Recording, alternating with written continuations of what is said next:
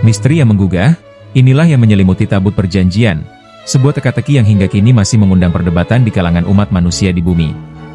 Sebagai salah satu rahasia terbesar yang pernah ada, tabut ini merupakan benda keramat yang dianggap sebagai mukjizat Nabi Musa yang telah lenyap. Bangsa Yahudi meyakini bahwa benda berharga ini kini terselubung di suatu tempat suci di Masjid Al-Aqsa. Mereka percaya bahwa kedatangan Sang Juru Selamat hanya tinggal menunggu waktu, dan akan sia-sia jika mereka tidak berhasil merebut kembali simbol kekuasaan ini. Namun, klaim mengejutkan muncul dari Kiai Haji Fahmi Basya yang mengatakan bahwa sebenarnya tabut tersebut tersembunyi di Candi Borobudur. Inilah saatnya kita mengulik lebih jauh, menelisik dalil dan bukti yang ada di balik misteri menakjubkan ini.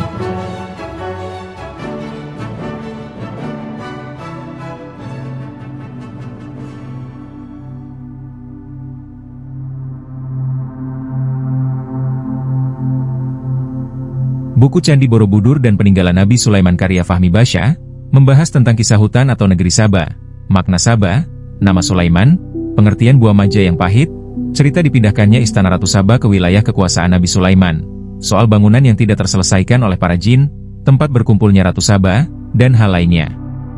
Banyak yang tidak setuju dengan pandangan tersebut, karena Nabi Sulaiman hidup pada abad ke-10 sebelum Masehi, sedangkan Borobudur dibangun pada abad ke-8 Masehi.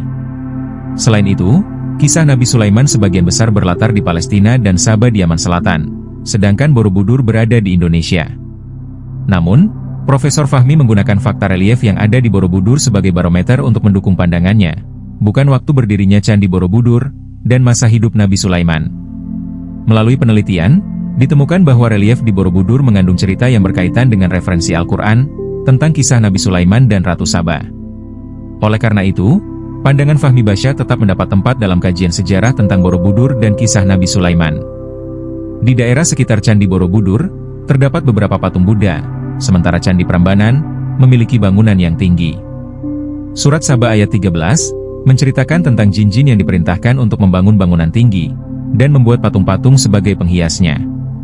Jadi, jin-jin ini sedang membuat beberapa candi sekaligus, yaitu Borobudur dan Prambanan. Selain itu, di Candi Borobudur juga terdapat patung yang belum selesai dibuat, yang disebut dengan Unfinished Solomon. Kisah tentang pekerjaan jin yang tidak selesai ketika mengetahui Sulaiman telah wafat, terdapat pada surat Saba ayat 14. Para jin tersebut menghentikan pekerjaannya, ketika mengetahui Sulaiman telah wafat. Patung ini memberikan gambaran, bahwa pekerjaan manusia juga bisa tidak selesai, seperti yang terjadi pada patung Unfinished Solomon. Legenda tentang Nabi Sulaiman yang dapat berbicara dengan hewan dan burung, terdapat pada surat An-Naml ayat 10-22. Relief hewan seperti gajah, kuda, babi, anjing, monyet, dan lain-lainnya, juga dapat ditemukan di Candi Borobudur. Selain itu, surat An-Naml ayat 24 menceritakan kisah tentang Ratu Saba dan penduduknya yang menyembah matahari dan bersujud kepada sesama manusia. Saba berarti tempat berkumpul, seperti yang disebutkan oleh burung hudhud, karena tidak mengetahui nama tempat tersebut. Tempat berkumpulnya manusia itu adalah Candi Ratu Boko, yang terletak sekitar 36 km dari Candi Borobudur. Jarak ini memungkinkan burung untuk menempuh perjalanan dengan satu kali terbang saja. Di dalam kitab suci Al-Quran surat Saba ayat 15, wilayah Saba terkenal dengan keberadaan pohon yang sangat melimpah. Di Indonesia, terdapat sebuah wilayah bernama Wonosobo yang berasal dari bahasa Jawa kuno yang disusun oleh Dr. Maharsi yang menyebutkan bahwa kata wana dalam bahasa Jawa berarti hutan. Oleh karena itu, Wanasaba atau Wonosobo merupakan hutan Saba. Nama Nabi Sulaiman disebut-sebut juga sebagai nama orang Jawa. Hal ini dapat dilihat dari awalan kata Su yang merupakan nama-nama yang umum digunakan di Jawa. Selain itu, Nabi Sulaiman merupakan satu-satunya nabi yang memiliki awalan Su pada namanya.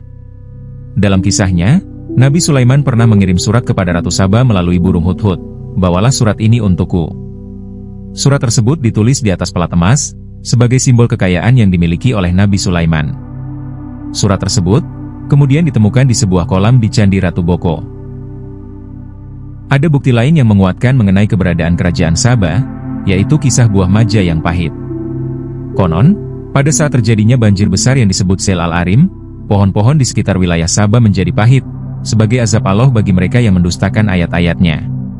Dalam Al-Quran surat Saba ayat 16 disebutkan, bahwa mereka yang memalingkan diri dari Allah, diberikan hukuman banjir yang besar, dan kebun-kebun mereka diganti dengan 2 kebun yang ditumbuhi pohon-pohon berbuah pahit, yaitu pohon atsel, dan sedikit dari pohon sider.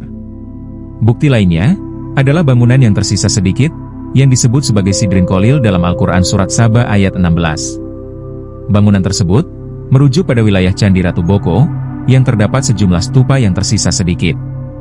Dari sini, dapat dibuktikan bahwa Istana Ratu Boko dulunya adalah Istana Ratu Saba yang dipindahkan atas perintah Sulaiman. Hal ini memberikan indikasi kuat mengenai keberadaan kerajaan Saba yang disebutkan dalam sejarah. Bukti-bukti lain yang disajikan mengungkapkan relief yang menggambarkan tabut sedang dijaga. Tabut tersebut berisi kitab Zabur, Taurat, dan tongkat Musa, serta memberikan ketenangan. Relief ini sangat unik, karena peti atau tabut tersebut dijaga oleh seseorang, mirip dengan yang terdapat dalam surat Al-Baqarah ayat 248.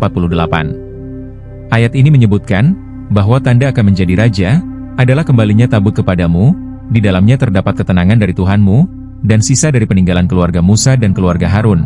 Kemudian tabut itu dibawa malaikat. Kotak ini sangat istimewa dan populer, sama seperti kotak suara pemilu. Berbagai budaya lokal memiliki nama yang berbeda-beda untuk kotak ini, misalnya tabut, Ark of the Covenant, tabut Syakinah, atau mungkin juga berafiliasi dengan kotak Pandora. Kotak tabut, pada dasarnya merupakan pusaka yang diwariskan turun-temurun, dan tidak dapat diwarisi sembarangan. Seperti halnya pusaka-pusaka di Indonesia, kotak tabut juga memiliki daya kesaktian, seperti energi antigravitasi, nuklir, dan kekuatan supersonik. Selain tabut, Raja Sulaiman juga memiliki sebuah peti harta karun yang diwariskan dari ayahnya, Raja Daud, dan disimpan di Borobudur. Menurut Profesor Fahmi, Raja Sulaiman juga wafat di Borobudur, yang berbeda dengan pandangan umum yang selama ini menyatakan bahwa Raja Sulaiman meninggal di Palestina. Dalam video yang diunggah di saluran YouTube miliknya, Fahmi meminta beberapa pendukungnya untuk menggesek kartu pada sebuah relief, karena mereka meyakini bahwa peti harta karun Raja Sulaiman tersembunyi di sana. Video animasi ini memberikan gambaran sebuah peti yang muncul dari relief setelah digesek dengan kartu khusus. Kemudian, ada Profesor Finkelstein, seorang ahli arkeologi dari Israel yang juga membahas masalah ini dan memperhatikan Indonesia. Ia menunjuk pada ayat Al-Baqarah ayat 248 yang menyatakan bahwa tanda kekuasaan seorang raja adalah kembalinya tabut yang berisi kedamaian dari Tuhan dan sisa-sisa keluarga Musa dan Harun. Tabut ini akan dibawa oleh para malaikat dan menjadi tanda bagi orang-orang yang beriman. Dalam ayat tersebut, raja yang dimaksud adalah Talut, seorang petani miskin. Namun, Allah memberinya kekuasaan dan memerintahkan para malaikat untuk membawa tabut kepada orang-orang Yahudi. Selama lebih dari 2000 tahun, cerita tentang tabut tidak terdengar lagi. Namun, pada 26 April 2019, kabar tentang tabut tiba-tiba muncul dari situs Israel Hayom. Menariknya, Profesor Finkelstein menduga bahwa tabut tersebut berada di daerah Nusantara, walaupun tidak menunjuk langsung ke Candi Borobudur. Hal ini berarti, jika negeri Saba dan tabut itu ditemukan, maka kejayaan Nusantara akan kembali. Sebagai penutup, tidak dapat disangkal bahwa masih banyak orang yang memperdebatkan teori yang menyatakan bahwa kerajaan Sulaiman bukanlah berada di Jazirah Arab. Karena itu, ada beberapa orang yang mendukung teori Fahmi, atau hanya penasaran dengan isi bukunya, lalu datang ke Borobudur untuk mencari bukti dan melihat sendiri. Walaupun tabut itu kini seolah hilang ditelan masa, lenyap dari sejarah, dan tak ada yang tahu di mana letaknya secara persis, bukan berarti kejayaan Nusantara tidak boleh kembali. Dengan atau tanpa tabut, bangsa Nusantara harus terus berjuang dan berkarya untuk membangun masa depan yang lebih baik. Kejayaan Nusantara bukanlah semata-mata tentang keberadaan sebuah benda, namun lebih pada kemampuan bangsa Nusantara untuk bersatu, berinovasi, dan mengatasi tantangan yang ada. Sekian materi kali ini, semoga bermanfaat. Terima kasih sahabat cerdas kisah trending telah menyimak, jangan lupa share dan subscribe.